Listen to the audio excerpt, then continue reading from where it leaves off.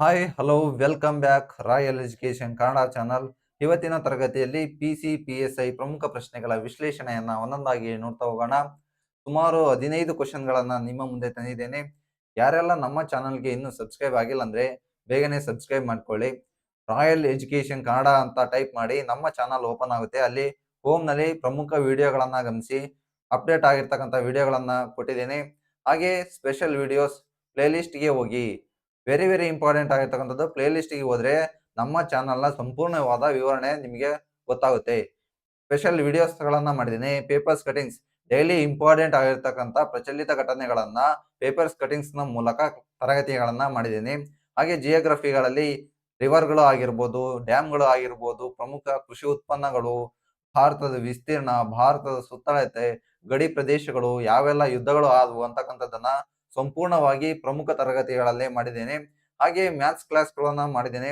ಪ್ರಮುಖ ಮ್ಯಾಗಝಿನ್ಗಳಲ್ಲಿ ಬಂದಿರತಕ್ಕಂಥ ಪ್ರಚಲಿತ ವಿದ್ಯಮಾನಗಳು, ಯಾವೆಲ್ಲ ರೀತಿ ಎಕ್ಸಾಮ್ಸ್ಗೆ ಕೇಳ್ತಾ ಹೋಗ್ತಾರೆ, ಆಲ್ ಕಾಂಪಿಟೇಟಿವ್ ಎಕ್ಸಾಮ್ಸ್ಗೆ ಯಾವ ಯಾವ ಎಕ್ಸಾಮ್ಸ್ ನಲ್ಲಿ ಯಾವ ಯಾವ ಕ್ವಶನ್ಗಳು ಬಂದಿದಾವೆ ಅಂತಕ್ಕಂಥದ್ದನ್ನ ಮ್ಯಾಗಝಿನ್ಗಳಲ್ಲಿ ಒಂದು ತಿಂಗಳ ಸಂಪೂರ್ಣ ವಿವರಣೆಯನ್ನ ನೀಡಿದ್ದೇನೆ. ಅಲ್ಲಿ ಹೋಗಿ ನೀವು ತರಗತಿಗಳನ್ನ ವೀಕ್ಷಿಸಿ.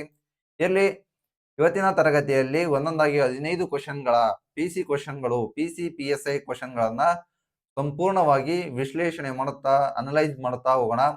ವಿಟಮಿನ್ ಡಿ ಕೊರತೆಯಿಂದ ಮಕ್ಕಳಲ್ಲಿ ಯಾವ ರೋಗ ಉಂಟಾಗುತ್ತದೆ? ವಿಟಮಿನ್ ಡಿ ಕೊರತೆ ಇಲ್ಲಿ ಅಬ್ಸರ್ವ್ ಮಾಡ್ರಿ.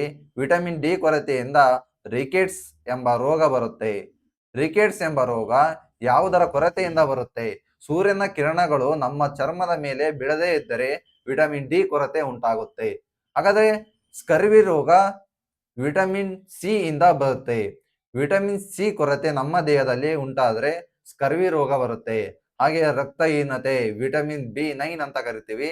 ವಿಟಮಿನ್ B9 ಕೊರತೆ ಉಂಟಾದ್ರೆ ನಮಗೆ ರಕ್ತಹೀನತೆ ಆಗುತ್ತೆ. ಇಲ್ಲಿ ದಡಾರ ಮತ್ತು ರುಬೆಲ್ಲಾ ಅಂತಕ್ಕಂಥ ರೋಗಗಳಿಗೆ ಪೋಲಿಯೋ ಲಸಿಕೆಯ ಮೂಲಕ ನಾವು ಚಿಕಿತ್ಸೆಯನ್ನ ನೀಡ್ತೀವಿ. ಹಾಗಾದ್ರೆ ವಿಟಮಿನ್ ಡಿ ಅಂತಕ್ಕಂಥದ್ದು ಇಲ್ಲಿ ರಿಕೆಟ್ಸ್ ರೋಗವನ್ನ ಸೂಚಿಸಿದ್ರೆ, ಹಾಗಾದ್ರೆ ಪ್ರಮುಖ ವಿಟಮಿನ್ಗಳ ರಾಸಾಯನಿಕ ಹೆಸರೇನು? ಯಾವೆಲ್ಲ ವಿಟಮಿನ್ ಕೊರತೆಗಳಿಂದ ಯಾವ ಯಾವ ರೋಗಗಳು ಬರ್ತವೆ ಅಂತಕ್ಕಂಥದ್ದನ್ನ ಈ ಒಂದು ಚಾರ್ಟ್ ನ ಮೂಲಕ ನೋಡ್ತಾ ಹೋಗೋಣ. ವಿಟಮಿನ್ ಎ ಅಂತಕ್ಕಂಥ ವಿಟಮಿನ್ಗೆ ರಾಸಾಯನಿಕ ಹೆಸರು ರೆಟಿನಾಲ್ ಅಂತ ಕರಿತೀವಿ. ಹಾಗಾದ್ರೆ ವಿಟಮಿನ್ B1ಗೆ ನಾವು ಥಯಾಮಿನ್ ಅಂತ ಕರಿತೀವಿ. ಇಲ್ಲಿ ವಿಟಮಿನ್ ಎ ಒಂದು ಕೊರತೆಯಿಂದ ಇರುಳುಗುರುಡು ರೋಗ ಬರುತ್ತೆ. ಹಾಗಾದ್ರೆ ವಿಟಮಿನ್ B1 ಥಯಾಮಿನ್ ಇಂದ ಬೆರಿ ಬೆರಿ ರೋಗ. ಹಾಗಾದ್ರೆ ವಿಟಮಿನ್ B2 ಇಂದ ರೈಬೋಫ್ಲೇವಿನ್ ಚರ್ಮ ರೋಗ ಬರುತ್ತೆ. ಹಾಗಾದ್ರೆ ವಿಟಮಿನ್ B3ಗೆ ನಾವು ನಿಯಾಸಿನ್ ಅಂತ ಕರಿತೀವಿ. ವಿಟಮಿನ್ B3 ಅಂತಕ್ಕಂಥದ್ದು ವೆರಿ ವೆರಿ ಇಂಪಾರ್ಟೆಂಟ್. ನಿಯಾಸಿನ್ ಅಂತ ಕರಿತೀವಿ. ಪೆಲೆಗ್ರಾ ಅಂತಕ್ಕಂಥ ರೋಗ ಬರುತ್ತೆ. ಪೆಲೆಗ್ರಾ ಅಂತಕ್ಕಂಥ ರೋಗ ಕಂಡು ಬರುತ್ತೆ. ಈ ಒಂದು ವಿಟಮಿನ್ ಕೊರತೆಯಿಂದ ಪೆಲೆಗ್ರಾ ಅಂತಕ್ಕಂಥ ರೋಗ ಕಂಡು ಬರುತ್ತೆ ನಮ್ಮ ದೇಹದಲ್ಲಿ. ವಿಟಮಿನ್ B5 ಪ್ಯಾಂಟೋಥೆನಿಕ್ ಆಸಿಡ್ ಅಂತ ಕರಿತೀವಿ. ಇದರ ರಾಸಾಯನಿಕ ಹೆಸರು ಏನಂದ್ರೆ ಪ್ಯಾಂಟೋಥೆನಿಕ್ ಆಸಿಡ್. ಹಾಗಾದ್ರೆ ವಿಟಮಿನ್ B6ಗೆ ನಾವು ರಾಸಾಯನಿಕ ಹೆಸರು ಏನಂತ ಕರಿತೀವಿ ಅಂದ್ರೆ ಪಿರಿಡಾಕ್ಸಿನ್ ಅಂತ ಕರಿತೀವಿ. ವಿಟಮಿನ್ B7ಗೆ ನಾವು ಬಯೋಟಿನ್ ಅಂತ ಕರಿತೀವಿ. ವಿಟಮಿನ್ B9ಗೆ ನಾವು ಪಾಲಿಕ್ ಆಸಿಡ್ ಅಂತ ಕರಿತೀವಿ. ಹಾಗಾದ್ರೆ ವಿಟಮಿನ್ B12ಗೆ ನಾವು ಸೈನೋಕೊಬಾಲ್ಮಿನ್ ಅಂತಕ್ಕಂಥ ಕರಿತೀವಿ. ವೆರಿ ವೆರಿ ಇಂಪಾರ್ಟೆಂಟ್ ಆಗಿರ್ತಕ್ಕಂಥದ್ದು. ಎಲ್ಲಾ ಎಕ್ಸಾಮ್ಸ್ಗೆ ಕೇಳ್ತಾ ಹೋಗ್ತಾರೆ. ಕೇವಲ PCPSI ಕ್ವಶನ್ಗೆ ಕೇಳಿಲ್ಲ ಇವನ್ನೆಲ್ಲ. SDA, FDA, KPSC ಎಕ್ಸಾಮ್ಸ್ಗೂ ಕೂಡ ಕೇಳಿದ್ದಾರೆ. VA ಎಕ್ಸಾಮ್ಸ್ ನಲ್ಲೂ ಕೇಳಿದ್ದಾರೆ ಮೊನ್ನೆ ತಾನೆ. ವಿಟಮಿನ್ ಸಿ ಕೊರತೆಯಿಂದ ಈಗ ತಾನೇ ಹೇಳಿದೆ ಅಸ್ಕಾರ್ಬಿಕ್ ಆಸಿಡ್ ಅಂತ ಕರಿತೀವಿ ರಾಸಾಯನಿಕ ಹೆಸರು. ಇದರ ಒಂದು ಕೊರತೆಯಿಂದ ನಾವು ಸ್ಕರ್ವಿ ಅಂತ ಕರಿತೀವಲ್ಲ, ಈ ಸ್ಕರ್ವಿ ರೋಗ ಬರುತ್ತೆ. ಸ್ಕರ್ವಿ ಅಂದ್ರೆ ಒಸಡುಗಳಲ್ಲಿ ರಕ್ತ ಕಂಡು ಬರೋದು. ಇದನ್ನ ನಾವು ನಾವಿಕರ ಕಾಯಿಲೆ ಅಂತ ಕೂಡ ಕರಿತೀವಿ. ಹಾಗಾದ್ರೆ ವಿಟಮಿನ್ ಡಿ ಕೊರತೆಯಿಂದ ನಾವು ಕ್ಯಾಲ್ಸಿಫೆರೋಲ್ ಅಂತಕ್ಕಂಥ ರಾಸಾಯನಿಕ ಹೆಸರಿನಿಂದ ಗುರುತಿಸ್ತೀವಿ. ವಿಟಮಿನ್ ಡಿ ಕೊರತೆ ಉಂಟಾದ್ರೆ ನಮ್ಮಲ್ಲಿ ರಿಕೆಟ್ಸ್ ರೋಗ ಬರುತ್ತೆ. ಮೂಳೆಗಳಲ್ಲಿ ಶಕ್ತಿ ಇಲ್ಲದ ಹಾಗೆ ನಮಗೆ ರೋಗ ಕಂಡು ಬರುತ್ತೆ. ಹಾಗಾದ್ರೆ ವಿಟಮಿನ್ ಇ ಕೊರತೆಯಿಂದ ಟೋಕೋಫಿರಲ್ ಅಂತಕ್ಕಂಥ ರಾಸಾಯನಿಕ ಹೆಸರಿನಿಂದ ಗುರುತಿಸ್ತೀವಿ. ವಿಟಮಿನ್ ಇ ಕೊರತೆಯಿಂದ ಬಂಜೆತನ ಉಂಟಾಗುತ್ತೆ. ವೆರಿ ವೆರಿ ಇಂಪಾರ್ಟೆಂಟ್ ಆಗಿರ್ತಕ್ಕಂಥದ್ದು. ಬಂಜೆತನ ಹೆಣ್ಣು ಮಕ್ಕಳಲ್ಲಿ ಕಂಡು ಬರುತ್ತೆ. ವಿಟಮಿನ್ ಕೆ ಕೊರತೆಯಿಂದ ನಮಗೆ ರಕ್ತ ಸಂಪೂರ್ಣವಾಗಿ ಸ್ರಾವ ಆಗುತ್ತೆ. ಬಾಡಿಲಿ ರಕ್ತ ಹೆಪ್ಪುಗಟ್ಟೋದೇ ಇಲ್ಲ. ರಕ್ತ ಹೆಪ್ಪುಗಟ್ಟದೇ ಇದ್ರೆ ನಮ್ಮಲ್ಲಿ ಬಾಡಿ ರಕ್ತಹೀನತೆ ಉಂಟಾಗಿ ಬ್ಲಡ್ ಕೊರತೆಯಿಂದ ಬಾಡಿ ವೀಕ್ ಆಗುತ್ತೆ. ಹಾಗಾದ್ರೆ ವಿಟಮಿನ್ಗೆ ನಾವು ರಾಸಾಯನಿಕ ಹೆಸರು ಏನಂತ ಇಟ್ಟಿದ್ದೀವಿ ಅಂದ್ರೆ ಪೈಲೋಕ್ವಿನೈನ್ ಅಂತಕ್ಕಂಥ ಹೆಸರಿನಿಂದ ಕರಿತೀವಿ. ವೆರಿ ವೆರಿ ಇಂಪಾರ್ಟೆಂಟ್ ಆಗಿರ್ತಕ್ಕಂಥದ್ದು. ಸಂಪೂರ್ಣವಾಗಿ ಒಂದು ಕ್ವಶನ್ಲಿದ್ದ ಸುಮಾರು 14 ವಿಟಮಿನ್ಗಳನ್ನ ನಾವು ಸಂಪೂರ್ಣವಾಗಿ ನೋಡ್ತಾ ಹೋದ್ವಿ ಇಲ್ಲಿ. ಹಾಗಾದ್ರೆ ನೆಕ್ಸ್ಟ್ ಕ್ವಶನ್ಗೆ ಹೋಗೋಣ. ಕೆಳಗಿನವುಗಳಲ್ಲಿ ಯಾವುದು ಜಡ ಅನಿಲ? 2024 PC ಕ್ವಶನ್ ನಲ್ಲಿ ಕೇಳಿದರೆ ಕೆಳಗಿನವುಗಳಲ್ಲಿ ಯಾವುದು ಜಡ ಅನಿಲ? ಸಾರಜನಕ, ಫ್ಲೋರಿನ್, ಆರ್ಗನ್, ಕ್ಲೋರಿನ್. ಯಾವುದಪ್ಪ ಅಂದ್ರೆ ಆರ್ಗನ್ ಸರಿ ಉತ್ತರ ಆಗುತ್ತೆ. ವೆರಿ ವೆರಿ ಇಂಪಾರ್ಟೆಂಟ್ ಆಗಿರ್ತಕ್ಕಂಥದ್ದು ಸಾರಜನಕ. ನೀವು ಯಾವ ರೀತಿ ಸುಮಾರು 20 ಕನಿಷ್ಠ 20 ಧಾತುಗಳು ಹಾಗೂ ಅವುಗಳ ಹೆಸರುಗಳು ಗೊತ್ತಿರಬೇಕು, ಸಂಕೇತಗಳು ಗೊತ್ತಿರಬೇಕು. ಯಾವ ರೀತಿ ಅಂದ್ರೆ 1 ಜಲಜನಕ H, 2 helium He, 3 lithium Li, 4 beryllium Be, 5 boron B, 6 ಇಂಗಾಲ C, 7 ಸಾರಜನಕ N, 8 ಆಮ್ಲಜನಕ O, 9 fluorine F, 10 neon Ne, 11 sodium Na, 12 magnesium Mg, 13 aluminium Al, 14 silicon Si, 15 ರಂಜಕ P, 16 ಗಂಧಕ S, 17 chlorine Cl, 18 argon Ar, 19 potassium K, 20 calcium Ca. ಈ ರೀತಿಯಾಗಿ ಸುಮಾರು ಕನಿಷ್ಠ ಅಂದ್ರೆ ನಿಮಗೆ ಕಾಂಪಿಟೇಟಿವ್ ಎಕ್ಸಾಮ್ಸ್ಗೆ ಅಟೆಂಡ್ ಮಾಡ್ತೀರಿ ಅಂದ್ರೆ ಈ ರೀತಿ 20 ಕನಿಷ್ಠ ಧಾತುಗಳ ಹೆಸರು ಹಾಗೂ ಸಂಕೇತಗಳು ನಿಮಗೆ ಗೊತ್ತಿರಲೇಬೇಕು. ಆಲ್ಮೋಸ್ಟ್ ಆಲ್ ನಮ್ಮ ಕರ್ನಾಟಕ ಗೌರ್ಮೆಂಟ್ ಎಕ್ಸಾಮ್ಸ್ಗೆ ಕೇಳೋದು ಸುಮಾರು 20 ಧಾತುಗಳ ಒಳಗೇನೆ. ಹಾಗಾದ್ರೆ ನಾವು ಸುಮಾರು ಇಲ್ಲಿ 108 ಧಾತುಗಳು ಕೂಡ ಅಬ್ಸರ್ವ್ ಮಾಡಬಹುದು. ಈ 108 ಧಾತುಗಳಲ್ಲಿ ಯಾವುದು ನೋಬೆಲ್ ಗ್ಯಾಸಸ್ ಅಂತ ಕರಿತೀವಿ. ಜಡ ಅನಿಲ ಅಂದ್ರೆ ನಾವು ಇಲ್ಲಿ ನೋಬೆಲ್ ಗ್ಯಾಸಸ್ ಅಂತ ಇನ್ನೊಂದು ಹೆಸರಿನಿಂದ ಕರಿತೀವಿ. ಹಾಗಾದ್ರೆ ಇನರ್ಟ್ ಗ್ಯಾಸ್ ಅಂತಾನು ಕೂಡ ಕರಿತೀವಿ ಈ ಜಡ ಅನಿಲಗಳು. ಈ ಜಡ ಅನಿಲಗಳು ಅಂದ್ರೆ ಏನು? ಜಡ ಅನಿಲಗಳು ಅಂದ್ರೆ ಇಷ್ಟೇ, 0 ವೇಲೆನ್ಸಿಯನ್ನ ಹೊಂದಿರತಕ್ಕಂತ ಅನಿಲಗಳು. ಹಾಗಾದ್ರೆ ಪಿರಿಯಾಡಿಕ್ ಟೇಬಲ್ ಗಳಲ್ಲಿ ಯಾವ ಒಂದು ವರ್ಗದಲ್ಲಿ ಈ ಧಾತುಗಳನ್ನ ನಾವು ನೋಡಬಹುದು ಅಂತಕ್ಕಂಥದ್ದನ್ನ ಇಲ್ಲಿ ಕೊಟ್ಟಿದ್ದೇನೆ ನೋಡ್ರಿ. ವೆರಿ ವೆರಿ ಇಂಪಾರ್ಟೆಂಟ್ ಆಗಿರ್ತಕ್ಕಂಥದ್ದು ಈ ಒಂದು ಭಾಗದಲ್ಲಿ ಇರ್ತಕ್ಕಂಥದ್ದು ನೋಡ್ರಿ. ಇದು 1ನೇ ವರ್ಗ, ಇದು 2ನೇ ವರ್ಗ. 2ನೇ ವರ್ಗದಲ್ಲಿ ಇರ್ತಕ್ಕಂಥ ಕಾಲೋನಿಯಲ್ಲಿ ಇರ್ತಕ್ಕಂಥದ್ದು ನೋಬೆಲ್ ಗ್ಯಾಸಸ್ ನೋಡ್ರಿ. ಹೀಲಿಯಂ ಆಗಿರ್ಬೋದು, ನಿಯಾನ್ ಆಗಿರ್ಬೋದು, ಆರ್ಗಾನ್, ಕ್ರಿಪ್ಟಾನ್, ಜೆನಾನ್, ರೆನಾನ್ ಅಂತಕ್ಕಂಥ ಈ ಒಂದು 6 ಧಾತುಗಳನ್ನ ನಾವು ನೋಬೆಲ್ ಗ್ಯಾಸಸ್ ಅಂತ ಕರಿತೀವಿ. ಇವುಗಳು ಇಲ್ಲಿ ಕೊಟ್ಟಿದ್ದಾರೆ ನೋಡಿ, 0 ವೇಲೆನ್ಸಿಯನ್ನ ಹೊಂದಿರ್ತವೆ. ಇವು ಯಾವ ಒಂದು ವೇಲೆನ್ಸಿಯನ್ನ ಬಿಟ್ಟುಕೊಡೋದಿಲ್ಲ ಮತ್ತು ತೆಗೆದುಕೊಳ್ಳೋದಿಲ್ಲ. ಹೀಲಿಯಮ್ಸ್ ನಲ್ಲಿ ಭರ್ತಿ ಆಗಿರ್ತವೆ ಎಲೆಕ್ಟ್ರಾನಿಕ್ಗಳು. ಈಗ ನೀವು ಧಾತುಗಳ ಸುತ್ತ ಎಲೆಕ್ಟ್ರಾನ್ಗಳು ಸುತ್ತುತ್ತವೆ ಅಂತ ಗಮನಿಸಿದ್ರಿ. ಹಾಗಾದ್ರೆ ಈ ಒಂದು ಧಾತುಗಳು ಎಲೆಕ್ಟ್ರಾನಿಕ್ಸ್ ಕವಚಗಳಲ್ಲಿ ಪೂರ್ಣ ಪ್ರಮಾಣವಾಗಿ ತುಂಬಿಕೊಂಡಿರ್ತವೆ. ಅದಕ್ಕೆ ಇವುಗಳನ್ನ ನಾವು ನೋಬೆಲ್ ಗ್ಯಾಸ್ ಅಂತ ಕರಿತೀವಿ. ಹಾಗಾದ್ರೆ ನೆಕ್ಸ್ಟ್ ನೋಡ್ತಾ ಹೋಗೋಣ. ನಡುವಿನ ದಾಳಿಯಲ್ಲಿ ಮನುಷ್ಯ, man in the middle attack ಎಂಬುದು ಸಾಮಾನ್ಯವಾಗಿ ಯಾವ ಸಂದರ್ಭದಲ್ಲಿ ನಾವು ಬಳಸ್ತೀವಿ ಅಂತಕ್ಕಂಥ ಕ್ವಶನ್ ಅನ್ನ PC 2024 ಕ್ವಶನ್ ಪೇಪರ್ ನಲ್ಲಿ ಕೇಳಿದ್ದಾರೆ. ನಾನು ಕೂಡ ಈ ಎಕ್ಸಾಮ್ಸ್ಗೆ ಅಟೆಂಡ್ ಆಗಿದ್ದೆ. ನಡುವಿನ ದಾಳಿಯಲ್ಲಿ ಮನುಷ್ಯ ಅಂದಾಕ್ಷಣ ನಾವು ಇದ್ಯಾವುದೋ ಒಂದು ಮೂಲೆಯಿಂದ ಹಿಡ್ಕೊಂಡ್ ಬಂದಿದ್ದಾರೆ ಅಂತಕ್ಕಂಥ ಯೋಚನೆ ಬರುತ್ತೆ. ಇದು ಕಂಪ್ಯೂಟರ್ ಕ್ವಶನ್, ಕಂಪ್ಯೂಟರ್ ಸಬ್ಜೆಕ್ಟ್ ನಿಂದ ಬರ್ತಕ್ಕಂಥ ಕ್ವಶನ್ ಆಗಿದೆ. ನಡುವಿನ ದಾಳಿಯಲ್ಲಿ ಮನುಷ್ಯ ಅಂದ್ರೆ ಇಷ್ಟೇ, ಇಲ್ಲಿ ಒಬ್ಬ ಕಂಪ್ಯೂಟರ್ ಯೂಸ್ ಮಾಡ್ತಾನೆ ಅಂತ ಹಿಡ್ಕೊಳ್ಳಿ, ಇನ್ನೊಬ್ಬ ಕೂಡ ಕಂಪ್ಯೂಟರ್ ಯೂಸ್ ಮಾಡ್ತಾನೆ ಅಂತ ಹಿಡ್ಕೊಳ್ಳಿ. ಇವರಿಬ್ಬರ ನಡುವೆ ಡಾಟಾ ನೆಟ್ವರ್ಕ್ ಏನಾಗ್ತಾ ಇರುತ್ತೆ ಅಂದ್ರೆ ಕನೆಕ್ಷನ್ ಇರುತ್ತೆ. ಡಾಟಾ ಟ್ರಾನ್ಸ್ಫರ್ ಮಾಡ್ತಾ ಇರ್ತಾರೆ, ಕಮ್ಯುನಿಕೇಶನ್ ಮಾಡ್ತಾ ಇರ್ತಾರೆ. ಕಮ್ಯುನಿಕೇಶನ್ ಮಾಡಬೇಕಾದ್ರೆ ಇನ್ನೊಬ್ಬ ಯಾವನೋ ಕೂಡ ತನ್ನ ಒಂದು ಕಂಪ್ಯೂಟರ್ ನಿಂದ ಇವರಿಬ್ಬರ ನಡುವೆ ಕಮ್ಯುನಿಕೇಶನ್ ಆಗ್ತಕ್ಕಂಥ ಡಾಟಾವನ್ನ ಕಲಿತಾನೆ. ಇದನ್ನೇ ನಾವು ನಡುವಿನ ದಾಳಿಯಲ್ಲಿ ಮನುಷ್ಯ ಅಂತ ಕರಿತೀವಿ. ಇದನ್ನ ಸಾಮಾನ್ಯವಾಗಿ ಯಾವ ಸಂದರ್ಭದಲ್ಲಿ ಬಳಸ್ತೀವಿ ಅಂದ್ರೆ ಸಮರ ಕಲೆಗಳ ಆ ಒಂದು ವಿಷಯದಲ್ಲಿ ಬಳಸ್ತೀವೋ, ರೈಫಲ್ ಶೂಟಿಂಗ್ ನಲ್ಲಿ ಬಳಸ್ತೀವೋ, ಸೈಬರ್ ಭದ್ರತೆ ಕ್ಷೇತ್ರದಲ್ಲಿ ಬಳಸ್ತೀವೋ, ತೆರಿಗೆ ವಂಚನೆ ಕ್ಷೇತ್ರದಲ್ಲಿ ಬಳಸ್ತೀವೋ ಅಂತಕ್ಕಂಥ ಕ್ವಶನ್ ಅನ್ನ ಕೇಳಿದ್ರು. ಇಲ್ಲಿ ಆನ್ಸರ್ ಏನಾಗುತ್ತೆ ಅಂದ್ರೆ ಸೈಬರ್ ಭದ್ರತೆ ವೆರಿ ವೆರಿ ಇಂಪಾರ್ಟೆಂಟ್. ಸೈಬರ್ ಭದ್ರತೆಯನ್ನ ಆ ಒಂದು ಕ್ಷೇತ್ರದಲ್ಲಿ ಯೂಸ್ ಮಾಡಬೇಕಾದ್ರೆ ಕಂಪ್ಯೂಟರ್ ಕ್ಷೇತ್ರದಲ್ಲಿ ನಾವು ಸೈಬರ್ ಭದ್ರತೆ ಅಂತಕ್ಕಂಥ ಕ್ಷೇತ್ರದಲ್ಲಿ ಯೂಸ್ ಮಾಡ್ತೀವಿ. ನಡುವಿನ ದಾಳಿಯಲ್ಲಿ ಮನುಷ್ಯ, man in the middle attack ಅಂತಕ್ಕಂಥ ಶಬ್ದವನ್ನ ಯೂಸ್ ಮಾಡ್ತೀವಿ. ಹಾಗಾದ್ರೆ ನೆಕ್ಸ್ಟ್ ನೋಡ್ತಾ ಹೋಗೋಣ. ಒರಿಜಿನ್ ಆಫ್ ಸ್ಪೀಸೀಸ್ ಅಂತಕ್ಕಂಥದ್ದು, ಜಾತಿಗಳ ಮೂಲ. ಈ ಪುಸ್ತಕವನ್ನ ಯಾರು ಬರೆದಿದ್ದಾರೆ? ಸರ್ ಐಸಾಕ್ ನ್ಯೂಟನ್ ರವರು ಬರೆದಿದ್ದಾರೋ, ಆಲ್ಬರ್ಟ್ ಐನ್ಸ್ಟೀನ್ ರವರು ಬರೆದಿದ್ದಾರೋ, ಚಾರ್ಲ್ಸ್ ಡಿಕೆನ್ಸ್ ಅವರು ಬರೆದಿದ್ದಾರೋ, ಅಥವಾ ಚಾರ್ಲ್ಸ್ ಡಾರ್ವಿನ್ ರವರು ಬರೆದಿದ್ದಾರೋ? ಇಲ್ಲಿ ಒರಿಜಿನ್ ಆಫ್ ದಿ ಸ್ಪೀಸೀಸ್ ಅಂತಕ್ಕಂಥ ಪುಸ್ತಕವನ್ನ ಚಾರ್ಲ್ಸ್ ಡಾರ್ವಿನ್ ರವರು ಬರೆದಿದ್ದಾರೆ. ಕೇವಲ ಇಲ್ಲಿ ಚಾರ್ಲ್ಸ್ ಡಾರ್ವಿನ್ ಇಂಪಾರ್ಟೆಂಟ್ ಅಲ್ಲ, ನಮಗೆ ಐಸಾಕ್ ನ್ಯೂಟನ್ ಕೂಡ ಇಂಪಾರ್ಟೆಂಟ್. ಮುಂದಿನ ಎಕ್ಸಾಮ್ಸ್ಗೆ ಐಸಾಕ್ ನ್ಯೂಟನ್ ರವರದ್ದು ಕೇಳ್ಬೋದು. ಹೇಳ್ಬೇಕಾದ್ರೆ ಇಲ್ಲಿ ಐಸಾಕ್ ನ್ಯೂಟನ್ ರವರು ಆಪ್ಟಿಕಲ್ ಹಾಗೂ ಡಿನಾಮಿಕ್ಸ್ ಅಂತಕ್ಕಂಥ ಪುಸ್ತಕವನ್ನ ಬರೀತಾರೆ, ಕೃತಿಯನ್ನ ಬರೆದಿದ್ದಾರೆ. ಬೆಳಕು ಹಾಗೂ ಚಲನೆಗಳ ನಿಯಮಗಳನ್ನ ಇಲ್ಲಿ ಐಸಾಕ್ ನ್ಯೂಟನ್ ರವರು ನಮಗೆ ಕೊಟ್ಟಿದ್ದಾರೆ. ಹಾಗಾದ್ರೆ ಆಲ್ಬರ್ಟ್ ಐನ್ಸ್ಟೀನ್ ರವರು ನಮಗೆ ಗುರುತ್ವಾಕರ್ಷಣ, ಗ್ರಾವಿಟಿ ಅಂತಕ್ಕಂಥ ಚಿತ್ರಣವನ್ನ ಮೂಡಿಸಿಕೊಟ್ರು. ನಮಗೆ ಗ್ರಾವಿಟಿ ಅಂದ್ರೆ ಏನು ಅಂತ ಗೊತ್ತಿದ್ದಲ್ಲ, ಗುರುತ್ವಾಕರ್ಷಣ ಅಂದ್ರೆ ಏನು ಗೊತ್ತಿದ್ದಲ್ಲ. ಒಂದು ಪೆನ್ನು ಈಗ ಬಿಟ್ರೆ ಹೀಗೆ ತಳ ಬೀಳ್ಬೇಕಾದ್ರೆ ಅದಕ್ಕೆ ಇಂಪಾರ್ಟೆಂಟ್ ಆಗಿರ್ತಕ್ಕಂಥದ್ದು ಗ್ರಾವಿಟಿ ಅಂತಕ್ಕಂಥದ್ದು. ಈ ಗ್ರಾವಿಟಿ, ಗುರುತ್ವಾಕರ್ಷಣ ಬಲವನ್ನ ನಮಗೆ ತಿಳಿಸಿಕೊಟ್ಟಿದ್ದು ಈ ಆಲ್ಬರ್ಟ್ ಐನ್ಸ್ಟೀನ್ ರವರು. ನಿಮಗೆ ಈಗಾಗಲೇ ಕತೆ ಗೊತ್ತಿದೆ, ಒಂದು ಸೇಬಿನ ಮರದ ಕೆಳಗೆ ಕೂತ್ಕೋಬೇಕಾದ್ರೆ ಅವರು ಮ್ಯಾಲಿಂದ ಸೇಬನ್ನು ತಾಗಿ ಬಿತ್ತು. ಆ ಒಂದು ಕತೆ ನಿಮಗೆ ಗೊತ್ತಿದೆ. ಕಥೆಯನ್ನ ಕೇಳೋದಿಲ್ಲ, ಇಲ್ಲಿ ಗ್ರಾವಿಟಿಯನ್ನ ಯಾರು ಕಂಡುಹಿಡಿದು ಅಂತ ಕೇಳ್ತಾರೆ. ಹಾಗಾದ್ರೆ ಚಾರ್ಲ್ಸ್ ಡಿಕೆನ್ಸ್ ರವರು, ಚಾರ್ಲ್ಸ್ ಡಾರ್ವಿನ್ ರವರ ಇನ್ನೊಂದು ಒಂದು ಕೃತಿ ಇದೆ, ಯಾವ್ದಂದ್ರೆ ಉಳಿವಿಗಾಗಿ ಹೋರಾಟ ಸಿದ್ಧಾಂತ. ಹಾಗಾದ್ರೆ ಪ್ರಮುಖ ಇತ್ತೀಚೆಗೆ ಕರೆಂಟ್ ಅಫೇರ್ಸ್ ನಲ್ಲಿ ಪ್ರಚಲಿತ ಘಟನೆಗಳಲ್ಲಿ ಪೇಪರ್ಸ್ ಕಟಿಂಗ್ಸ್ ತರಗತಿಯಲ್ಲಿ ಹೇಳಿದೆ ನಿಮಗೆ. ಪ್ರಮುಖವಾಗಿ ಇತ್ತೀಚೆಗೆ ಕಂಡು ಬಂದ ಕೃತಿಗಳು ಯಾವುವು?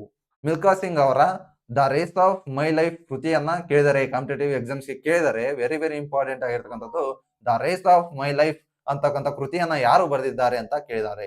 ಮಿಲ್ಖಾ ಸಿಂಗ್ ನೋಡ್ರಿ, ಇಡೀ ಭಾರತದಲ್ಲಿಯೇ ಅತ್ಯಂತ ಸ್ಪೀಡ್ ರನ್ನರ್ ಆಗಿರ್ತಕ್ಕಂಥವ್ರು. ಮೊಟ್ಟ ಮೊದಲ ಬಾರಿಗೆ ಒಲಿಂಪಿಕ್ಸ್ ಪದಕವನ್ನ ಗೆಲ್ಲಲೇಬೇಕು ಅಂತಕ್ಕಂಥ ಹೋರಾಡಿದವರು ಈ ಮಿಲ್ಖಾ ಸಿಂಗ್. ಮಿಲ್ಖಾ ಸಿಂಗ್ ಹುಟ್ಟಿದ್ದು ಪಾಕಿಸ್ತಾನದಲ್ಲಿ, ಆದ್ರೆ ಬೆಳೆದಿದ್ದು ಭಾರತದಲ್ಲಿ. ಭಾರತದ ಪರ ಕ್ರೀಡೆಯನ್ನ ಆಡ್ತಾರೆ. ಹಾಗಾದ್ರೆ ಇತ್ತೀಚೆಗೆ ಭಾನು ಮುಸ್ತಕ್ ಅವರಿಗೆ ಇಂಟರ್ನ್ಯಾಷನಲ್ ಬೂಕರ್ ಅವಾರ್ಡ್ ಅನ್ನ ಕೊಟ್ಟಿದ್ರು, ಬೂಕರ್ ಪ್ರೈಸ್ ಅನ್ನ ಕೊಟ್ಟಿದ್ರು. ಯಾವ ಒಂದು ಕೃತಿಗೆ ಅಂದ್ರೆ ಕೇಳ್ತಾರೆ, ವೆರಿ ವೆರಿ ಇಂಪಾರ್ಟೆಂಟ್ ಆಗಿರ್ತಕ್ಕಂಥದ್ದು ಹಾರ್ಟ್ ಲ್ಯಾಂಪ್ ಅಂತಕ್ಕಂಥ ಕೃತಿಗೆ ಭಾನು ಮುಸ್ತಕ್ ಅವರಿಗೆ ಬೂಕರ್ ಪ್ರಶಸ್ತಿಯನ್ನ ಕೊಡ್ತಾರೆ. ಹಾಗಾದ್ರೆ ಮತ್ತೆ ಪ್ರಚಲಿತದಲ್ಲಿತ್ತು ಇನ್ನೊಂದು ಪುಸ್ತಕ ಯಾವ್ದಂದ್ರೆ once elephant lived year by Geetanjali Shree. Geetanjali Shree ಅವರು ಬರೆದಿರ್ತಕ್ಕಂಥ ಒನ್ಸ್ ಎಲಿಫೆಂಟ್ ಲಿವ್ಡ್ ಇಯರ್ ಅಂತಕ್ಕಂಥ ಕೃತಿ. ಇಲ್ಲಿ ಚಿತ್ರವನ್ನ ಗಮನಿಸಿ, ಇವರೇ ಗೀತಾಂಜಲಿ ಶ್ರೀ, ಇವರು ಬರೆದಿರ್ತಕ್ಕಂಥ ಒನ್ಸ್ ಎಲಿಫೆಂಟ್ ಲಿವ್ಡ್ ಇಯರ್ ಅಂತಕ್ಕಂಥ ಕೃತಿ ಇತ್ತೀಚೆಗೆ ಅತಿ ಹೆಚ್ಚು ಪ್ರಚಲಿತದಲ್ಲಿದೆ. ನೋಡ್ರಿ, ನಾವು ಇಲ್ಲಿ ನೋಡ್ತಾ ಹೋಗಿದ್ವಿ, ಒಂದು ಕ್ವಶನ್ ನಲ್ಲಿ ಕೇಳಿದ್ರು ಒರಿಜಿನ್ ಆಫ್ ದಿ ಸ್ಪೀಸೀಸ್ ಅಂತಕ್ಕಂಥ ಕೃತಿಯನ್ನ. ಇಲ್ಲಿ ಸುಮಾರು 4-5 ಪುಸ್ತಕಗಳು ಅಥವಾ ಕೃತಿಗಳನ್ನ ನಾವು ಗಮನಿಸಿದ್ವಿ. ಈ ತರ ಕ್ವಶನ್ ಅನ್ನ ಅನಲೈಸ್ ಮಾಡಬೇಕು. ಯಾವ ರೀತಿ ಕ್ವಶನ್ ಅನ್ನ ಕೇಳಬಹುದು ಮುಂದೆ, ಅದು ಕರೆಂಟ್ ಅಫೇರ್ಸ್ ನಲ್ಲಿ ಬಂದಿದೆಯೋ ಇಲ್ವೋ, ಆ ಕೃತಿ ಕರೆಂಟ್ ಅಫೇರ್ಸ್ ನಲ್ಲಿ ಇದೆಯೋ ಇಲ್ವೋ ಅಂತಕ್ಕಂಥದ್ದನ್ನ ಗಮನಿಸಬೇಕು. ಹಾಗಾದ್ರೆ ನೆಕ್ಸ್ಟ್ ನೋಡ್ತಾ ಹೋಗೋಣ, ಪಂಚಾಯತ್ ರಾಜ್ ಅನ್ನು ಮೊದಲು ಎಲ್ಲಿ ಸ್ಥಾಪಿಸಲಾಯಿತು? ಪಂಚಾಯತ್ ರಾಜ್ ಅನ್ನ ಮೊದಲು ರಾಜಸ್ಥಾನದಲ್ಲಿ ಸ್ಥಾಪಿಸಲಾಯಿತು. ಹಾಗಾದ್ರೆ ಪಂಚಾಯತ್ ರಾಜ್ ಅನ್ನೋ ಪರಿಕಲ್ಪನೆಯನ್ನ ಯಾವ ರಾಜ್ಯ ನೀಡಿತು? ಮೊಟ್ಟ ಮೊದಲ ಬಾರಿಗೆ ಇಡೀ ಭಾರತ ದೇಶದಲ್ಲಿ ಪಂಚಾಯತ್ ರಾಜ್ ಅಂತಕ್ಕಂಥ ಪರಿಕಲ್ಪನೆ ನೀಡಿದ ರಾಜ್ಯ ಯಾವುದು ಅಂದ್ರೆ Karnataka. Very very important, note ಮಾಡ್ಕೊಳ್ಳಿ. ಕರ್ನಾಟಕ ರಾಜ್ಯ ಮೊಟ್ಟ ಮೊದಲ ಬಾರಿಗೆ ಪಂಚಾಯತ್ ರಾಜ್ ಅಂತಕ್ಕಂಥ ವ್ಯವಸ್ಥೆಯನ್ನ ಪರಿಚಯಿಸಿಕೊಟ್ಟಿತು. ಪಂಚಾಯತ್ ರಾಜ್ ಅನ್ನು ಮೊದಲು ಸ್ಥಾಪಿಸಿದ್ದು ರಾಜಸ್ಥಾನದ ನಾಗೌರ್ನಲ್ಲಿ. ವೆರಿ ವೆರಿ ಇಂಪಾರ್ಟೆಂಟ್ ಆಗಿರ್ತಕ್ಕಂಥದ್ದು. ಹಾಗಾದ್ರೆ ನೆಕ್ಸ್ಟ್ ನೋಡ್ತಾ ಹೋಗೋಣ, ಸರ್ವೋಚ್ಚ ನ್ಯಾಯಾಲಯದ ನ್ಯಾಯಾಧೀಶರನ್ನು ಯಾರು ನೇಮಕ ಮಾಡುತ್ತಾರೆ? ಸರ್ವೋಚ್ಚ ನ್ಯಾಯಾಲಯದ ನ್ಯಾಯಾಧೀಶರನ್ನು ಮುಖ್ಯ ನ್ಯಾಯಾಧೀಶರು ನೇಮಕ ಮಾಡ್ತಾರೋ, ಉಪರಾಷ್ಟ್ರಪತಿ ನೇಮಕ ಮಾಡ್ತಾರೋ, ರಾಷ್ಟ್ರಪತಿಯವರು ನೇಮಕ ಮಾಡ್ತಾರೋ? ಇಲ್ಲಿ ವೆರಿ ವೆರಿ ಇಂಪಾರ್ಟೆಂಟ್, ಸರ್ವೋಚ್ಚ ನ್ಯಾಯಾಲಯ ಸುಪ್ರೀಂ ಕೋರ್ಟಿನ ನ್ಯಾಯಾಧೀಶರನ್ನ ರಾಷ್ಟ್ರಪತಿಯವರು ನೇಮಕ ಮಾಡ್ತಾರೆ. Very very important. ಹಾಗಾದ್ರೆ ರಾಷ್ಟ್ರಪತಿಯವರ ಇಡೀ ಭಾರತ ದೇಶಕ್ಕೆ ಒಬ್ಬ ರಾಷ್ಟ್ರಪತಿ ಇರಬೇಕು ಅಂತಕ್ಕಂಥ ತಿಳಿಸೋ ವಿಧಿ ಯಾವುದು? 52ನೇ ವಿಧಿ ಇಡೀ ಭಾರತಕ್ಕೆ ಒಬ್ಬ ರಾಷ್ಟ್ರಪತಿ ಇರಲೇಬೇಕು ಅಂತಕ್ಕಂಥ ಸೂಚನೆಯನ್ನ ನೀಡುತ್ತೆ. ಹಾಗಾದ್ರೆ ರಾಷ್ಟ್ರಪತಿಯವರ ಚುನಾವಣಾ ವಿಧಾನಗಳು, ರಾಷ್ಟ್ರಪತಿಯವರ ಅಧಿಕಾರ ಕಾರ್ಯಗಳು, ರಾಷ್ಟ್ರಪತಿಯವರ ಒಂದು ಪ್ರಮಾಣ ವಚನ, ರಾಷ್ಟ್ರಪತಿಯವರ ಮಹಾಭಿಯೋಗ, ಇಲ್ಲಿ ವೆರಿ ವೆರಿ ಇಂಪಾರ್ಟೆಂಟ್ ಆಗಿರ್ತಕ್ಕಂಥದ್ದು ನೋಟ್ ಮಾಡ್ಕೊಳ್ಳಿ. ಹಾಗಾದ್ರೆ ಸಂವಿಧಾನದ ರಕ್ಷಕ ಅಂತ ಕರಿತೀವಿ ಈ ಮುಖ್ಯ ನ್ಯಾಯಾಧೀಶರನ್ನ. ಸುಪ್ರೀಂ ಕೋರ್ಟ್ ಮುಖ್ಯ ನ್ಯಾಯಾಧೀಶರನ್ನ ಸಂವಿಧಾನದ ರಕ್ಷಕ ಅಂತ ಕರಿತೀವಿ.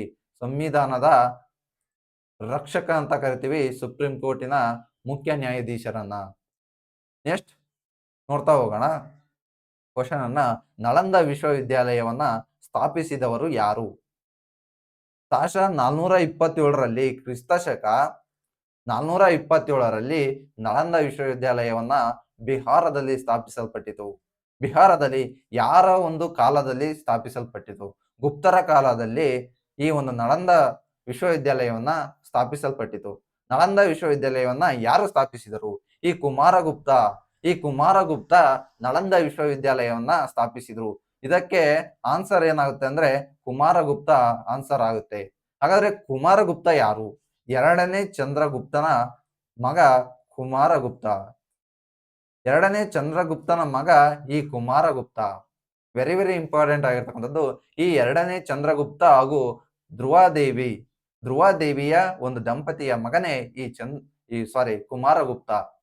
ಹಾಗಾದ್ರೆ ಸ್ಕಂದಗುಪ್ತ ಯಾರು?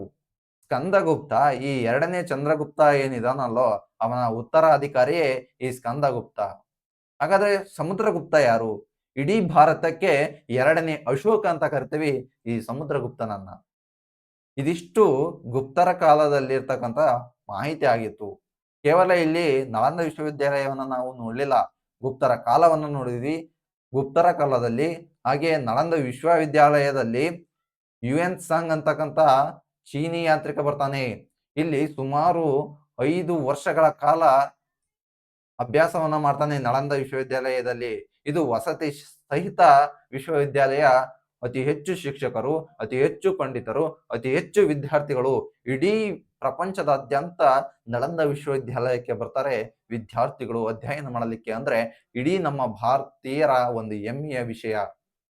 ಹಾಗಾದ್ರೆ ಈ ಯುಎನ್ ಸಾಂಗ್ 626ರಲ್ಲಿ ಬರ್ತಾನೆ. ಸುಮಾರು 5 ವರ್ಷಗಳ ಕಾಲ ಅಧ್ಯಯನ ಮಾಡ್ತಾನೆ.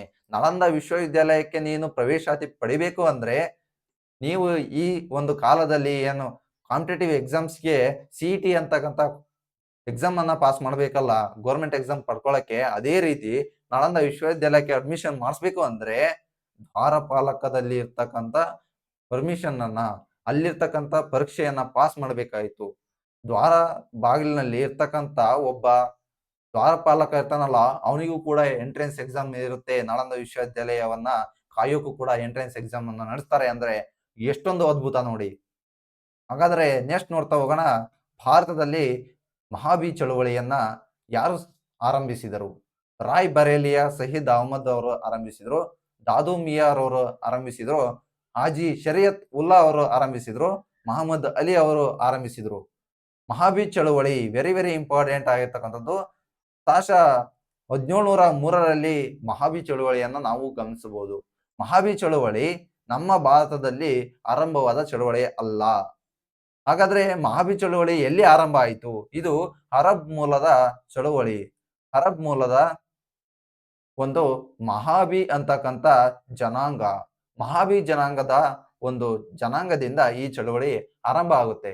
ಹಾಗಾದ್ರೆ ಮಹಾಬಿ ಜನಾಂಗದವರು ಯಾವ ಉದ್ದೇಶಕ್ಕಾಗಿ ಚಳುವಳಿಯನ್ನ ಆರಂಭಿಸಿದ್ರು?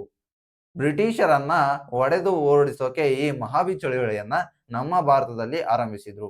ಇಸ್ಲಾಂ ಮೂಲದ ಒಂದು ಪ್ರಖ್ಯಾತವಾಗಿರ್ತಕ್ಕಂಥ ಕುರಾನ್ ಅನ್ನ ಮೂಲವಾಗಿಟ್ಟುಕೊಂಡು ಇಡೀ ಇಸ್ಲಾಂ ಧರ್ಮವನ್ನ ಮೂಲಕ್ಕೆ ತರಬೇಕು, ಮೂಲ ಸ್ಥಾನಕ್ಕೆ ತರಬೇಕು, ಇಡೀ ಇಸ್ಲಾಂ ಧರ್ಮವನ್ನ ಕುರಾನ್ ಆಧಾರದ ಮೇಲೆ ಬೆಳೆಸಬೇಕು ಅಂತಕ್ಕಂಥ ಒಂದು ಉದ್ದೇಶದಿಂದ ಮಹಾಬಿ ಚಳುವಳಿ ಆರಂಭ ಆಗುತ್ತೆ.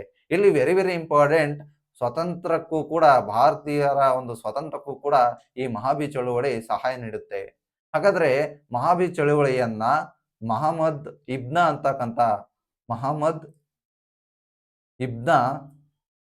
ಅಂತಕ್ಕಂಥ ವ್ಯಕ್ತಿ ಆರಂಭವನ್ನ ಮಾಡ್ತಾನೆ ಅರಬ್ ರಾಷ್ಟ್ರದಲ್ಲಿ. ನಮ್ಮ ಭಾರತದಲ್ಲಿ ರಾಯ್ ಬರೇಲಿಯ ಸಹೀದ್ ಅಹಮದ್ ರವರು ಈ ಚಳುವಳಿಯನ್ನ ಆರಂಭ ಮಾಡ್ತಾರೆ. ಹಾಗಾದ್ರೆ ನೆಕ್ಸ್ಟ್ ನೋಡ್ತಾ ಹೋಗೋಣ. ಟಿಯಾನ್ಜೋ-2 ಒಂದು ಬಾಹ್ಯಾಕಾಶದ ಒಂದು ಅಧ್ಯಯನಕ್ಕೆ ಯಾವ ರಾಷ್ಟ್ರ ಈ ಉಪಗ್ರಹವನ್ನ ಕಳಿಸಿತು? ಟಿಯಾನ್ಜೋ ಅಂತಕ್ಕಂಥ ಉಪಗ್ರಹ ಚೀನಾ ರಾಷ್ಟ್ರ ಈ ಒಂದು ಉಪಗ್ರಹವನ್ನ ಕಳಿಸಿತು. ಯಾವುದು ಅಂದ್ರೆ ಚಂದ್ರನ ಅಧ್ಯಯನಕ್ಕಾಗಿ. Very very important. ನಾನು ಕೂಡ ಈ ಎಕ್ಸಾಮ್ಸ್ಗೆ PC 2025 ನಲ್ಲಿ ಒಂದು ಪ್ರಶ್ನೆ ಪತ್ರಿಕೆಯಲ್ಲಿ ಕೇಳಿದ ಕ್ವಶನ್. ಈ ಎಕ್ಸಾಮ್ಸ್ ನಲ್ಲಿ ಕೂಡ ಅಟೆಂಡ್ ಆಗಿದ್ದೆ.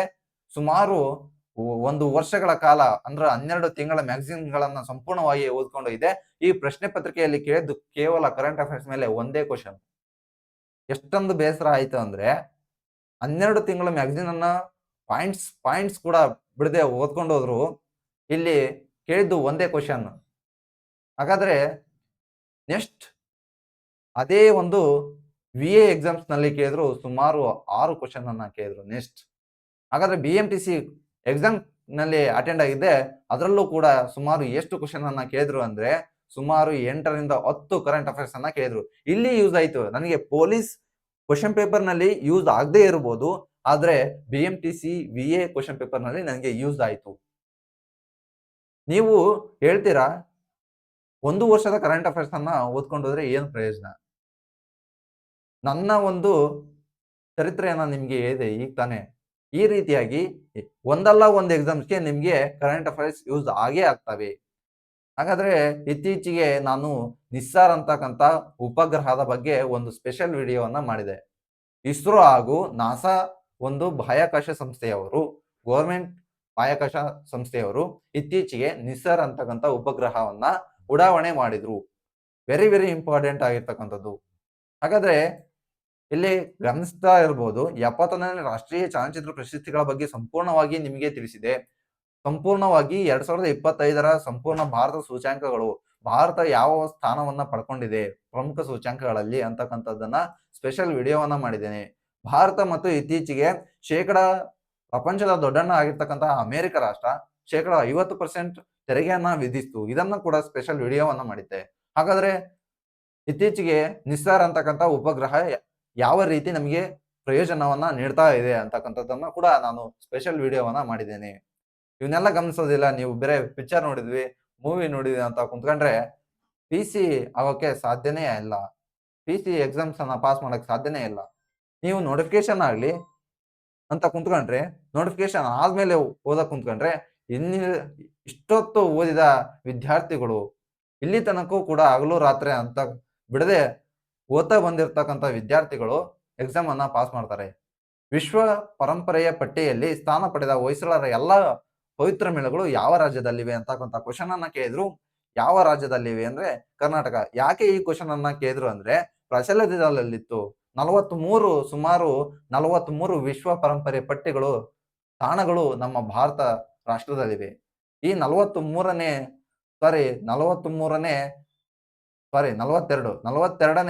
ವಿಶ್ವ ಪರಂಪರೆಯ ಪಟ್ಟಿಯಲ್ಲಿ ಕರ್ನಾಟಕದ ಹೊಯ್ಸಳರ ಪವಿತ್ರ ಮೇಳಗಳು ಸ್ಥಾನವನ್ನ ಪಡ್ಕೊಂಡ್ವು. ಹಾಗಾದ್ರೆ ರಾಜಸ್ಥಾನದಲ್ಲಿ ಕಂಡು ಬರ್ತಕ್ಕಂಥ ಅಬು ಪರ್ವತಗಳು, ಗುಜರಾತ್ ನಲ್ಲಿ ಕಂಡು ಬರ್ತಕ್ಕಂಥ ರಾಷ್ಟ್ರೀಯ ಉದ್ಯಾನವನಗಳು ವೆರಿ ವೆರಿ ಇಂಪಾರ್ಟೆಂಟ್ ಆಗಿರ್ತಕ್ಕಂಥ. ಇತ್ತೀಚೆಗೆ ಕೇರಳದಲ್ಲಿ ವಯನಾಡಿನಲ್ಲಿ ಪ್ರವಾಹ ಉಂಟಾಯಿತು. ಇವೆಲ್ಲ ಕರೆಂಟ್ ಅಫೇರ್ಸ್ ನಲ್ಲಿ ಕೇಳಿದರೆ ಕೇವಲ ಒಂದು ಕ್ವಶನ್ ನಲ್ಲಿ 4 ಆಪ್ಷನ್ಗಳ ಸಂಪೂರ್ಣ ವಿವರಣೆಯನ್ನ ನಾವು ನೋಡಬೇಕು. ಇಲ್ಲಿ ನೋಡ್ತಾ ಇರಬಹುದು, ಅತಿ ಹೆಚ್ಚು ವಿಶ್ವ ಪಾರಂಪರ್ಯ ಪಟ್ಟಿಗಳ ಸ್ಥಾನದಲ್ಲಿ ಯಾವ ಒಂದು ರಾಜ್ಯ ಮೊದಲನೇ ಸ್ಥಾನವನ್ನ ಪಡ್ಕೊಂಡಿದೆ ಅಂದ್ರೆ ತಮಿಳುನಾಡು ರಾಜ್ಯ ಮೊದಲನೇ ಸ್ಥಾನವನ್ನ ಪಡ್ಕೊಂಡಿದೆ. ಸೆಕೆಂಡ್ ಉತ್ತರ ಪ್ರದೇಶ ರಾಜ್ಯ ಸ್ಥಾನವನ್ನ ಪಡ್ಕೊಂಡಿದೆ. ಹಾಗಾದ್ರೆ ನಮ್ಮ ಕರ್ನಾಟಕದಲ್ಲಿ 5 ವಿಶ್ವ ಪಾರಂಪರಿಕ ಪಟ್ಟಿಗಳ ಸ್ಥಾನಗಳು ಇವೆ. ಹಾಗಾದ್ರೆ ಅವು ಯಾವುವು? ಹಾಗಾದ್ರೆ very very important, comments box ನಲ್ಲಿ ತಿಳಿಸಿ. ಹಾಗಾದ್ರೆ ನೆಕ್ಸ್ಟ್ ನೋಡ್ತಾ ಹೋಗೋಣ. ರಾಮ್ಸರ್ ತಾಣಗಳ ಪಟ್ಟಿ. ಸುಮಾರು 91 ರಾಮ್ಸರ್ ತಾಣಗಳ ಒಂದು ಪಟ್ಟಿ ನಮ್ಮ ಭಾರತ ರಾಷ್ಟ್ರದಲ್ಲಿ ಕಾಣಬಹುದು. Very very important. ಇದು ಕೂಡ ಕರೆಂಟ್ ಅಫೇರ್ಸ್ ನಲ್ಲಿ ಇದೆ. ನೆಕ್ಸ್ಟ್ ನೋಡ್ತಾ ಹೋಗೋಣ. ಮುಂಗಾರಿನ ಸೂಚಕ ಎಂದು ಕರೆಯಲ್ಪಡುವ ಲಿಟಲ್ ಬ್ಲಡ್ ಟೈಲ್ ಅಂತಕ್ಕಂಥ ಈ ಕೆಳಗಿನವುಗಳಲ್ಲಿ ಯಾವ ಪ್ರಕಾರಕ್ಕೆ ಸೇರಿದೆ? ಈ ಒಂದು ಲಿಟಲ್ ಬ್ಲಡ್ ಟೈಲ್ ಅಂತಕ್ಕಂಥ ಪಕ್ಷಿ ಈ ಕೆಳಗಿನವುಗಳಲ್ಲಿ ಯಾವ ಪ್ರಕಾರಕ್ಕೆ ಸೇರಿದೆ ಅಂದ್ರೆ ಹಮ್ಮಿಂಗ್ ಬರ್ಡ್ ಇಡೀ ಪ್ರಪಂಚದಲ್ಲಿ ಅತಿ ಚಿಕ್ಕ ಪಕ್ಷಿ. ಇದನ್ನ ನಾವು ಗುನುಗುವ ಹಕ್ಕಿ ಅಂತ ಕರಿತೀವಿ ಕನ್ನಡದಲ್ಲಿ. ಇಂಗ್ಲಿಷ್ ಅಲ್ಲಿ ಹಮ್ಮಿಂಗ್ ಬರ್ಡ್ ಅಂತ ಕರಿತೀವಿ. ಡ್ರ್ಯಾಗನ್ ಫ್ಲೈ ಅಂತ ಕರಿತೀವಿ ಕನ್ನಡದಲ್ಲಿ. ಹಾರುವ ಸರ್ಪ ಅಂತ ಕರಿತೀವಿ. ಫ್ರಾಗ್ ಅಂತ ಇಂಗ್ಲಿಷ್ ಅಲ್ಲಿ ಕರೆದ್ರೆ ಕನ್ನಡದಲ್ಲಿ ಕಪ್ಪೆ ಅಂತ ಕರಿತೀವಿ. ಟರ್ಟಲ್ ಅಂತಕ್ಕಂಥ ಇಂಗ್ಲಿಷ್ ಅಲ್ಲಿ ಕರೆದ್ರೆ ಕನ್ನಡದಲ್ಲಿ ಆಮೆ ಅಂತ ಕರಿತೀವಿ. ಇವುಗಳಲ್ಲಿ ಯಾವುದು ಲಿಟಲ್ ಬ್ಲಡ್ ಟೈಲ್ ಆ ಒಂದು ಪ್ರಕಾರಕ್ಕೆ ಸೇರಿದೆ ಅಂದ್ರೆ ಡ್ರ್ಯಾಗನ್ ಫ್ಲೈ ಅಂತಕ್ಕಂಥ ಪಕ್ಷಿ. ವೆರಿ ವೆರಿ ಇಂಪಾರ್ಟೆಂಟ್ ಆಗಿರ್ತಕ್ಕಂಥದ್ದು. ಈ ಒಂದು ಪಕ್ಷಿಯನ್ನ ನೀವು ಚಿತ್ರದಲ್ಲಿ ನೋಡಬಹುದು. ಡ್ರ್ಯಾಗನ್ ಫ್ಲೈ ನೋಡ್ರಿ ಇದು. ನೋಡ್ರಿ ಈ ಚಿತ್ರದಲ್ಲಿ ಗಮನಿಸ್ತಾ ಇದ್ದಾರಲ್ಲ, ಇದನ್ನ ನಾವು ಡ್ರ್ಯಾಗನ್ ಫ್ಲೈ ಅಂತ ಕರಿತೀವಿ. ನಮ್ಮ ಹಳ್ಳಿ ಕಡೆಗಳಲ್ಲಿ ಇದನ್ನ ಮಳೆ ಹುಳ ಅಂತ ಕರಿತೀವಿ. Very very important. ಮಳೆ ಆರಂಭ ಆಗೋದಕ್ಕೂ ಮುಂಚೆ ಮತ್ತೆ ಮಳೆ ಆದ್ಮೇಲೆ ಈ ಒಂದು ಕೀಟಗಳನ್ನ ನಾವು ಕಾಣಬಹುದು. ಹಾಗಾದ್ರೆ ಹಮ್ಮಿಂಗ್ ಬರ್ಡ್ ನೋಡ್ತಾ ಇರಬಹುದು. ಇಡೀ ಪ್ರಪಂಚದಲ್ಲಿ ಅತಿ ಚಿಕ್ಕ ಪಕ್ಷಿ ಈ ಹಮ್ಮಿಂಗ್ ಬರ್ಡ್. ಕೇವಲ 2.2 ಇಂಚ್ ಅಷ್ಟೇ ಇರುತ್ತೆ ಅಂತಾರೆ ಇದು. ಇಂಚು, ಬೇರೆ ಇಂಚ್ ಅಂದ್ರೆ ಇಷ್ಟೇ. 2.2 ಇಂಚ್ ಅಂದ್ರೆ ಎಷ್ಟಿರ್ಬೋದು ನೋಡ್ರಿ. ಸುಮಾರು ಇಡೀ ಪ್ರಪಂಚದಲ್ಲೇ ಅತಿ ಚಿಕ್ಕ ಪಕ್ಷಿ ನಾವು ಕಾಣಬಹುದು. ಹಾಗಾದ್ರೆ ನೆಕ್ಸ್ಟ್ ನೋಡ್ತಾ ಹೋಗೋಣ. ಭಾರತದ ಅತಿ ದೊಡ್ಡ ಸ್ವಚ್ಛ ನೀರಿನ ಸರೋವರವಾದ ಲೋಕ್ಟಾಕ್ ಸರೋವರ ಯಾವ ರಾಜ್ಯದಲ್ಲಿದೆ ಅಂತ ಕ್ವಶನ್ ಅನ್ನ ಕೇಳಿದ್ರು. PC question, very very important ಆಗಿರ್ತಕ್ಕಂಥದ್ದು. ಮಣಿಪುರ ರಾಜ್ಯದಲ್ಲಿ ನಾವು ಲೋಕ್ಟಾಕ್ ಸರೋವರನ್ನ ಕಾಣಬಹುದು. ಹಾಗಾದ್ರೆ ಇತ್ತೀಚೆಗೆ ಅಸ್ಸಾಂ ರಾಜ್ಯದಲ್ಲಿ ಮಹೂಮ್ ಅಂತಕ್ಕಂಥ ಸಾಮ್ರಾಜ್ಯಕ್ಕೆ ಸೇರಿದ ದಿಬ್ಬಗಳನ್ನ ನಾವು ಕಾಣಬಹುದು. ವಿಶ್ವ ಪಾರಂಪರಿಕ ಪಟ್ಟಿಗಳಲ್ಲಿ ಸೇರಿಸಲಾಯಿತು. ಆಂಧ್ರ ಪ್ರದೇಶದಲ್ಲಿ ನಾಗಾರ್ಜುನ ಸಾಗರ ಡ್ಯಾಮ್ ಅನ್ನ ಕಾಣ್ತೀವಿ. ಆಂಧ್ರ ಪ್ರದೇಶದಲ್ಲಿ ಒಂದು ಜೈನರ ಕಾಶಿ, ವೀರಶೈವ ಕಾಶಿ ಅಂತ ಕರಿತೀವಿ. ಹಾಗೆ ತೆಲಂಗಾಣದಲ್ಲಿ ಕೂಡ ವೆರಿ ವೆರಿ ಇಂಪಾರ್ಟೆಂಟ್ ಆಗಿರ್ತಕ್ಕಂಥದ್ದು. ತೆಲಂಗಾಣದ ಮುಖ್ಯಮಂತ್ರಿ, ಆ ಒಂದು ತೆಲಂಗಾಣದಲ್ಲಿ ಯಾವ ಯಾವ ವಿಷಯಗಳು ಪ್ರಚಲಿತದಲ್ಲಿವೆ ಅಂತಕ್ಕಂಥದ್ದನ್ನ ನಾವು ಗಮನಿಸಬೇಕು. ಹಾಗಾದ್ರೆ ಧೂಮಕೇತುಗಳು, ಉಲ್ಕೆಗಳಿಂದ ನಿರ್ಮಿತವಾದ ನೈಸರ್ಗಿಕ ಸರೋವರ ಯಾವುದಂದ್ರೆ ಮಹಾರಾಷ್ಟ್ರದ ಲೂನಾರ್ ಸರೋವರ. ಮಹಾರಾಷ್ಟ್ರದಲ್ಲಿರ್ತಕ್ಕಂಥ ಲೂನಾರ್ ಸರೋವರನ್ನು ನಾವು ಉಲ್ಕೆಗಳಿಂದ ನಿರ್ಮಿತವಾದ ಸರೋವರ ಅಂತ ಕರಿತೀವಿ. ಇಡೀ ಭಾರತದಲ್ಲಿ ಉಪ್ಪು ನೀರಿನ ಸರೋವರ, ಲವಣಾಂಶದ ಸರೋವರ, ಉಪ್ಪಿನೀರಿನ ಸರೋವರ ಚಿಲ್ಕಾ ಸರೋವರ, ಲವಣಾಂಶದ ಸರೋವರ ರಾಜಸ್ಥಾನದಲ್ಲಿ ಇರ್ತಕ್ಕಂಥ ಯಾವ ಸರೋವರ? ಸಾಂಬಾರ್ ಸರೋವರ. ಹಾಗೆ ಜಮ್ಮು ಕಾಶ್ಮೀರದಲ್ಲಿ ಇರ್ತಕ್ಕಂಥ ಉಲ್ಲಾರ್ ಸರೋವರನ ನಾವು ಸಿಹಿ ನೀರಿನ ಸರೋವರ. ಇಡೀ ಭಾರತದಲ್ಲಿ ಸಿಹಿ ನೀರಿನ ಸರೋವರ ಅಂತ ಕರಿತೀವಿ ಜಮ್ಮು ಕಾಶ್ಮೀರದಲ್ಲಿ ಇರ್ತಕ್ಕಂಥ ಉಲ್ಲಾರ್ ಸರೋವರವನ್ನ. ಹಾಗಾದ್ರೆ ನೆಕ್ಸ್ಟ್ ನೋಡ್ತಾ ಹೋಗೋಣ. ಇದೇ ಲೋಕ್ಟಾಕ್ ಸರೋವರ. ನೀವು ನೋಡ್ತಾ ಇರಬಹುದಲ್ಲ, ಮಣಿಪುರ ರಾಜ್ಯದಲ್ಲಿ ಕಂಡು ಬರ್ತಕ್ಕಂಥ ಸರೋವರ ಲೋಕ್ಟಾಕ್ ಸರೋವರ. ಲೋಕ್ಟಾಕ್ ಸರೋವರ. ಹಾಗಾದ್ರೆ ನೆಕ್ಸ್ಟ್ ನೋಡ್ತಾ ಹೋಗೋಣ. ಅನುವ್ರತದ ಪರಿಕಲ್ಪನೆ ಸಮರ್ಥನೆ ನೀಡಿದ್ದು ಯಾವ ಒಂದು ಧರ್ಮದಲ್ಲಿ ಅಂತಕ್ಕಂಥದ್ದನ್ನ ಕೇಳ್ತಾರೆ. ನೀವು ನೋಡ್ಕೊಂಡು ಹೋಗಿರ್ತೀರ, ಬೌದ್ಧ ಧರ್ಮದಲ್ಲಿ ಬುದ್ಧ ಯಾವಾಗ ಜನಿಸಿದ, ತಂದೆ ತಾಯಿ ಯಾರು, ಬುದ್ಧನ ಕಾಲ, ಬುದ್ಧ ಫಸ್ಟಿಗೆ ಭಾಷಣವನ್ನ ಎಲ್ಲಿ ಮಾಡಿದ ಪ್ರಥಮವಾಗಿ, ಬುದ್ಧ ಯಾವ ಒಂದು ನಗರದಲ್ಲಿ ಹುಟ್ಟಿದ, ಯಾವ ಒಂದು ನಗರದಲ್ಲಿ ನಿರ್ಮಾಣ ಹೊಂದಿದ್ರು, ಯಾವ ಒಂದು ಸ್ಥಳದಲ್ಲಿ ಏನು ಅಂದ್ರೆ ಯಾವ ಒಂದು ಸ್ಥಳದಲ್ಲಿ ಬುದ್ಧ ತನ್ನ ಒಂದು ಬೌದ್ಧ ಧರ್ಮವನ್ನ ಪ್ರಚಾರ ಮಾಡಿದ, ಬೌದ್ಧ ಧರ್ಮದ ಹಿನಾಯನ, ಬೌದ್ಧ ಧರ್ಮದ ಮಹಾಯಾನ ಧರ್ಮಗಳನ್ನ ನೀವು ನೋಡ್ಕೊಂಡು ಹೋಗಿರ್ತೀರ. ಹಾಗಾದ್ರೆ ಇಲ್ಲಿ ಕ್ವಶನ್ ಅನ್ನ ಕೇಳಿದ್ರು, ಅನುವ್ರತದ ಪರಿಕಲ್ಪನೆಗೆ ಸಮರ್ಥನೆ ನೀಡಿದ್ದು ಯಾವ ಧರ್ಮ ಅಂತಕ್ಕಂಥ ಕ್ವಶನ್ ಅನ್ನ ಕೇಳಿದ್ದಾರೆ. ಎಲ್ಲಿಂದ ಹೊಡೆದೋಗ್ತೀರಾ ನೀವು ಈ ಒಂದು ಕ್ವಶನ್ ಅನ್ನ ನೋಡಿದ್ರೆ? ಇದಕ್ಕೆ ಇಂಪಾರ್ಟೆಂಟ್ ಆಗಿರ್ತಕ್ಕಂಥ ಆನ್ಸರ್ ಯಾವುದಂದ್ರೆ ಜೈನ ಧರ್ಮ. ಜೈನ ಧರ್ಮದ ಬೇರೆ ತ್ರಿಪಿಟಕಗಳು, ತ್ರಿರತ್ನಗಳ ಬಗ್ಗೆ ನೀವು ನೋಡ್ಕೊಂಡು ಹೋಗಿರ್ತೀರ. ಈ ಅನುವ್ರತದ ಪರಿಕಲ್ಪನೆಯನ್ನ ನೀವು ನೋಡಿರಲ್ಲ, ಮೊಟ್ಟ ಮೊದಲ ಬಾರಿಗೆ ಕೇಳಿರ್ತೀರಾ. ಇದು ಜೈನ ಧರ್ಮಕ್ಕೆ ಸಮರ್ಥನೆಯನ್ನ ನೀಡಿದ್ದು. ಹಾಗಾದ್ರೆ ನೆಕ್ಸ್ಟ್ ನೋಡ್ತಾ ಹೋಗೋಣ. ಚಿಕಾಗೋದಲ್ಲಿ ಸ್ವಾಮಿ ವಿವೇಕಾನಂದರು ಭಾಗವಹಿಸಿದ ವಿಶ್ವ ಸಂಸತ್ತಿನ ಅಧಿವೇಶನ ನಡೆಸಿದ ವರ್ಷ ಯಾವುದು ಅಂತ ಕ್ವಶನ್ ಅನ್ನ ಕೇಳಿದ್ರು. ಇಲ್ಲಿ ಕ್ವಶನ್ ಈಸಿ ಇರ್ಬೋದು, ಆಪ್ಷನ್ ಅನ್ನ ನೋಡಿದ್ರೆ ನೀವು ಕನ್ಫ್ಯೂಸ್ ಆಗ್ತೀರಾ. 1993, 1893, 1895, 1995 ಈ ರೀತಿಯಾಗಿ ಕೊಟ್ಟಿದ್ದಾರೆ ಆಪ್ಷನ್ ಅನ್ನ. ಈ ರೀತಿ ಕೊಟ್ಟಾಗ ನಾವು ಖಂಡಿತ ಎಕ್ಸಾಮ್ ಟೆನ್ಷನ್ ನಲ್ಲಿ 1993 ಅಂತ ಹಾಕಿದ್ದು ಉಂಟು. ವಿದ್ಯಾರ್ಥಿಗಳು ಬಂದು ಎಷ್ಟೋ ವಿದ್ಯಾರ್ಥಿಗಳು ಹೇಳಿದ್ದಾರೆ 1993 ಅಂತ ಹಾಕಿ ಬಂದಿವಿ ಅಂತ.